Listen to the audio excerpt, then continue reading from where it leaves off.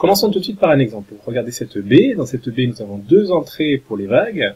Et chaque entrée va créer une diffraction, comme ceci. Et donc, en fait, qu'est-ce qui va se passer? À certains endroits dans la baie, nous allons recevoir des ondes des deux entrées. Et là, on voit les croisements d'ondes. Là, nous allons avoir une zone d'interférence. À ces endroits-là, on peut avoir des vagues plus importantes ou pas de vagues du tout. Alors, voilà le premier cas. Deux ondes qui sont en phase et qui ont même fréquence peuvent s'additionner pour fabriquer une onde plus grande. Ça s'appelle une interférence constructive. Bien sûr, on peut faire des interférences destructives, c'est-à-dire que deux ondes vont s'annihiler.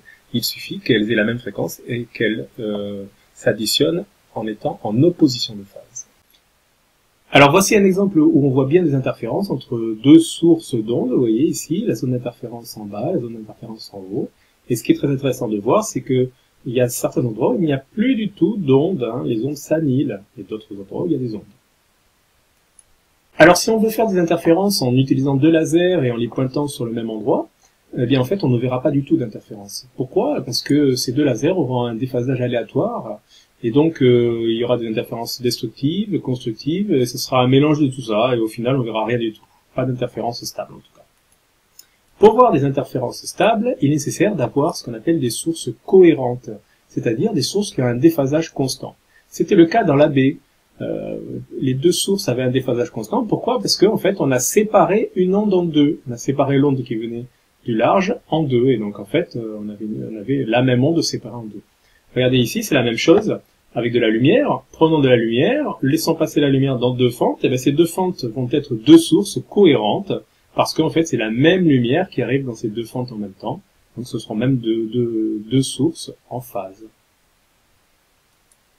Alors si nous avons deux sources en phase, comme le cas ici, nous allons avoir donc des figures d'interférence. Et si nous mettons un détecteur ou un écran, voici ce que nous allons avoir, ce qu'on appelle les franges brillantes et les franges sombres. Alors les franges brillantes, en fait, c'est les endroits où on reçoit des ondes, et ça correspond à des interférences constructives. En fait, on va avoir à cet endroit-là des additions constructives.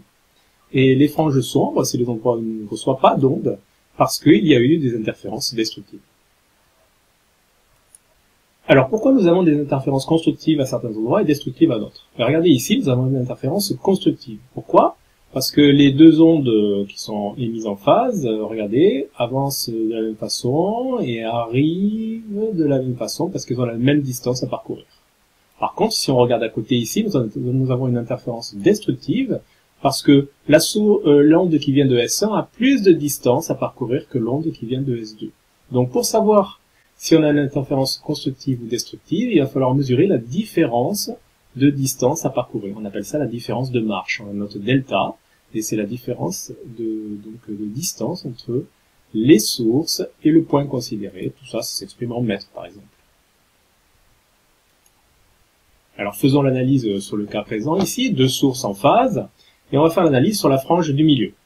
La frange du milieu, c'est une frange brillante, interférence constructive. Pourquoi? Parce que en fait, les distances D1 et D2 sont égales. Et donc, si les deux distances sont égales, les deux sources arrivent de la même façon. Et si elles partent en phase, elles arrivent en phase, donc interférence constructive. La différence de marche va être de 0. Si nous faisons l'analyse pour la frange d'à côté, ici, c'est une interférence constructive aussi. Pourtant, les distances sont différentes. D2 est plus grande que D1. Donc, en fait, l'onde qui vient de D2 va être en retard, mais elle va être en retard d'une longueur d'onde. La différence de marche va être d'une longueur d'onde. Et quand on est en retard d'une longueur d'onde, on se retrouve en phase encore. Donc tout va bien, interférence constructive. Et c'est la même chose pour toutes les franges brillantes. En fait, si on veut un critère pour savoir quand est-ce qu'on va avoir une frange brillante, c'est assez simple. Il faut que la différence de marche soit k fois lambda, k étant un entier. Alors faisons la même analyse pour les franges sombres, donc les interférences destructives. Prenons la première frange sombre au-dessus du milieu. Les deux distances sont différentes, D2 est plus grande que D1. Donc en fait, les deux ondes vont arriver décalées et elles vont être en opposition de phase. Le plus petit décalage pour être en opposition de phase, c'est un décalage de la moitié de la longueur d'onde. Donc la différence de marche sera la moitié de la longueur d'onde.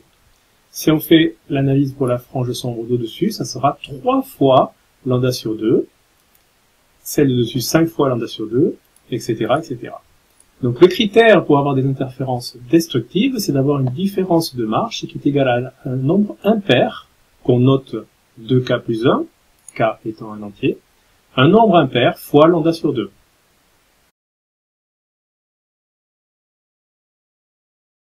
Alors, dernière formule du cours, nous allons parler de ce qu'on appelle l'interfrange. L'interfrange, c'est la distance entre deux franges brillantes ou entre deux franges sombres qui sont consécutives.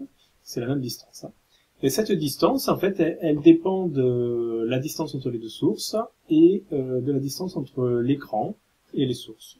Et on peut la calculer assez facilement, on ne fera pas la démonstration ici. Et elle est égale à lambda d fois la distance a entre les deux sources. Tout ceci dans la unité, par exemple en mètres.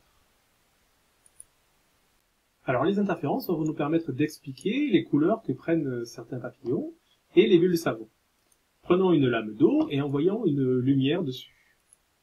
Alors une partie va être reflétée, une partie va passer à travers, et dans ce qui passe à travers, une partie revient aussi.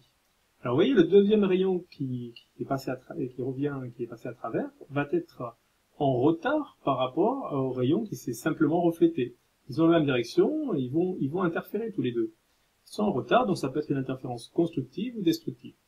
Alors, évidemment, quand on envoie de la lumière blanche, on envoie toutes les lumières du spectre visible, donc on peut imaginer que pour le rouge, ça soit destructif, et pour le reste, ça soit constructif. Et donc, dans ce cas-là, à partir de la lumière blanche, on va créer de la couleur, parce que quand vous enlevez une lumière du blanc, vous créez la couleur complémentaire. C'est ce qui se passe dans les bulles de savon ou pour ce papillon. Alors, dans les bulles de savon, l'épaisseur de la bulle de savon n'est pas constante, c'est pour ça que la couleur n'est pas constante non plus. Dernière partie du cours, nous allons parler d'une expérience importante qu'il faut que vous connaissiez, l'expérience des fentes Young. Alors, revenons sur ce que nous avions fait sur la diffraction. Un laser éclaire une fente, et on voit le phénomène de diffraction avec la figure de diffraction classique. Petite modification, maintenant, on va faire une deuxième fente ici. Alors, deuxième fente, donc deuxième phénomène de diffraction, et en fait, vous allez avoir la lumière de cette fente-là qui va se superposer à la lumière de l'autre fente. Donc, vous allez pouvoir créer des interférences, d'autant plus que ces deux sources-là sont cohérentes. C'est la même lumière qui a été séparée en deux. Alors, qu'est-ce qu'on va voir sur l'écran? On va voir ceci. On va avoir en fait la même figure de diffraction que tout à l'heure, mais à l'intérieur de la figure de diffraction, on va avoir des franges d'interférence. Cette expérience s'appelle les fentes Young, en hommage au premier scientifique qu'il a réalisé, Thomas Young. Évidemment, on peut réaliser la même expérience avec de la lumière blanche. Dans ce cas-là, l'expérience est une superposition de tous les résultats de toutes les couleurs, vous voyez, comme ceci. Et on a ceci, vous voyez, ça s'appelle des irisations. Merci d'avoir suivi ce cours.